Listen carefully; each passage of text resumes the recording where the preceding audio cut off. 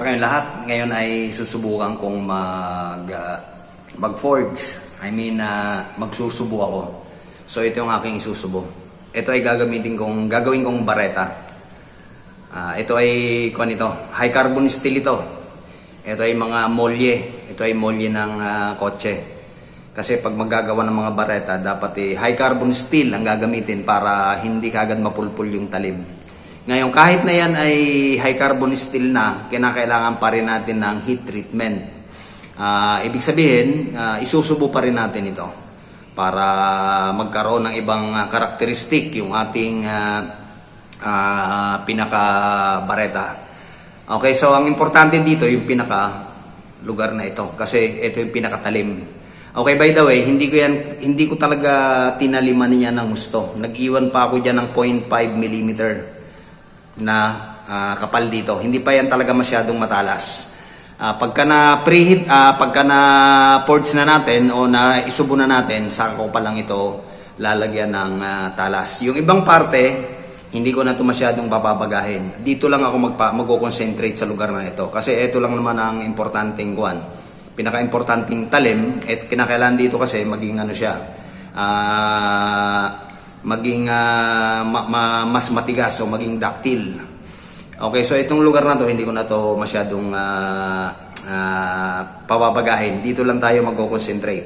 Okay, so for the meantime, nagpi-preheat na ako ron. Susubukan ko yung aking use oil stove kung po pwede siyang magsubo o mag-forge. So titignan natin kung po pwede siyang kung kaya niya pabagahin ito ng mga cherry red ang tinatarget ko rito. Tapos isusubo natin ito sa use oil para maging magandang performance. Okay, so dito tayo.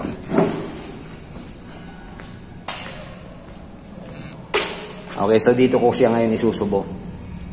Susubukan ko kung kaya niya pabagahin ito. Okay, so abangan natin kung kaya niya. Okay, hayaan lang natin siya dyan.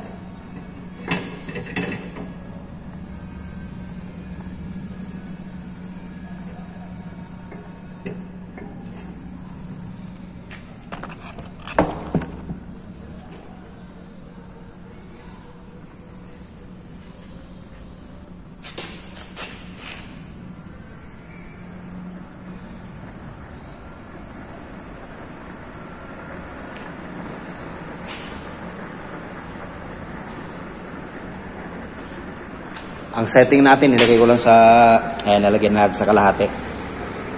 Yan, para medyo malakas ang konti. Hayaan lang muna. Hayaan natin siya dyan. Tingnan natin kung magbabaga siya ng gusto.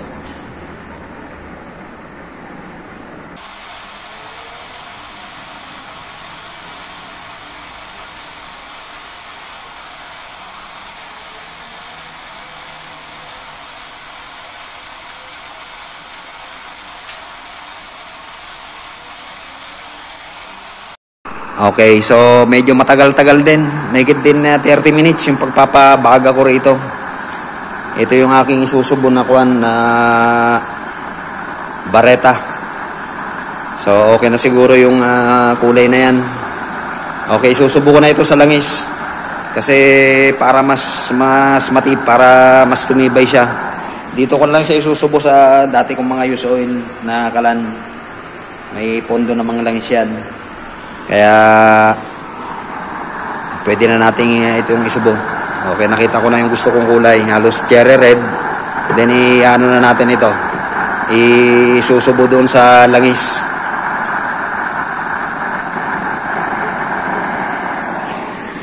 Okay, so yan. Yan, cherry red siya. Okay. Yung pinakatalim lang mismo ang aking isusubo dyan. Para tumibay siya.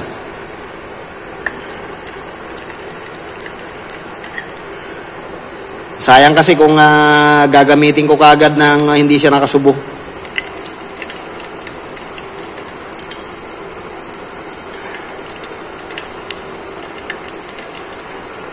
Mapupulpul din ang talim kapag walang subo yung ating gagamitin yung gagamitin natin ng mga bareta.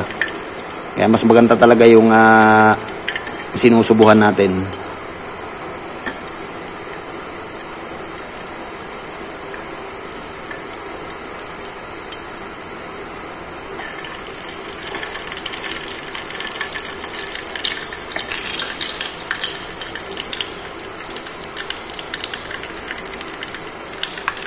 Ayan, use oil din yan.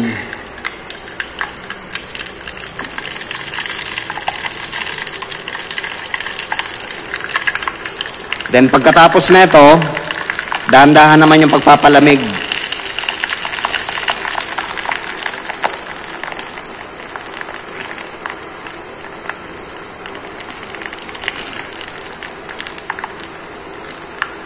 Dito naman, medyo mainit na yun doon.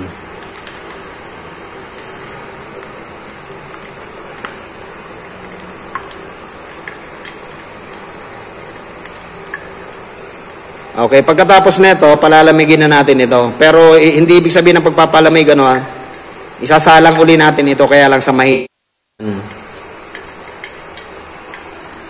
hindi basta ito pinapalamig ng biglaan. So, ito na siya ngayon. Black finish. Okay, so isasalang ko ulit ito rin sa kalan, pero mas mahinang apoy na. Ayan. Hihinaan na natin yung apoy niyan.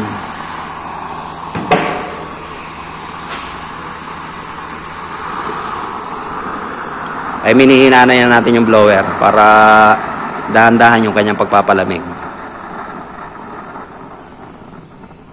Ayan, tama na yan. Para maging makunat siya.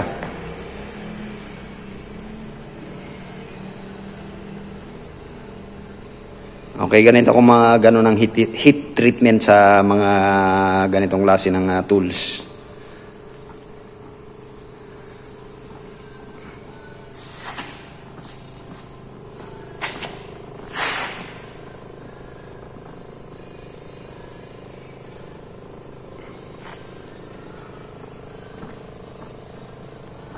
Okay, so abangan nyo na lang ang update kung paano ko to i-assemble itong ganitong klase at saka kung ano magiging performance niya.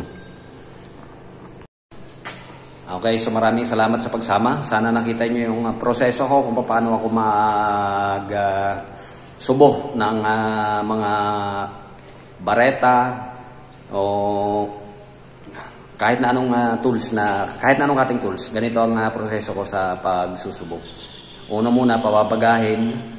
Ang ginamit ko ngayon ay itong aking use oil kalan. Pwede rin pala. Pero mas mabilis kapag kauling. Kasi sa experience ko, mas mabilis magpabaga akong uling ang gagamitin. Dito yung ginamit ko ngayon ay use oil stove. Medyo tumagal. Pwede rin, kaya lang medyo tumagal lang kaunti. Then kapag medyo nakita na natin yung gustong kulay, ang hinahanap ko kasi yung cherry red. Hindi yung orange lang. Gusto ko kasi yung cherry red ang kulay niya. Tapos, isinubo ko rin sa use oil. Ang isinubo ko lang yung pinakatalim lang mismo. Hindi ko na pinakialaman pa ibang parts. Then, pagkatapos kong may subo, dahan-dahan ko yung palalamigin sa apoy. Ang kulit, ganun talaga. Basta yun ganun ang proseso ko. Hindi yan basta-basta pinalalamig ng biglaan. Dahan-dahan ang pagpapalamig niyan. Gaya ng ginagawa ko ngayon. Ayan, kaunti na lang yung apoy. Para hindi siya mabigla. Then pagkatapos kong makuha niyan, pag tinanggal ko yan, babalutin ko pa yan at ilalagay ko sa loob ng babalutin ko ng buhangin para hindi siya masyadong expose sa hangin at mas lalong makontrol yung paglamig para dahan-dahan. Okay, so hanggang dito na lamang muna ulit. Sana nakapulot kayo ng idea tungkol sa mga paggawa ng ganitong mga tools. Okay, maraming salamat. Until then.